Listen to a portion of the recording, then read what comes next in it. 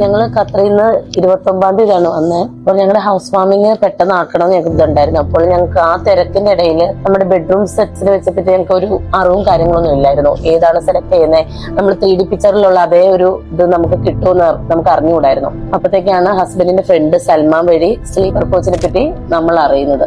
അങ്ങനെ ഞങ്ങൾ ആദ്യം പോയി, ഞങ്ങളും ഉമ്മയും കൂടെ പോയി ബെഡുകളെല്ലാം സെലക്ട് ചെയ്തു. അത് മാത്രമേ ഞങ്ങൾ ചെയ്തിട്ടുള്ളൂ. ബാക്കിയൊക്കെ ഞങ്ങളുടെ ഹൗസ് വാമിങ്ങിന്റെ തലേന്ന് ഞങ്ങൾക്ക് ബെഡ്റൂമിലോട്ട് അങ്ങ് തന്നെ നോക്കേണ്ട ആവശ്യം വന്നിട്ടില്ല.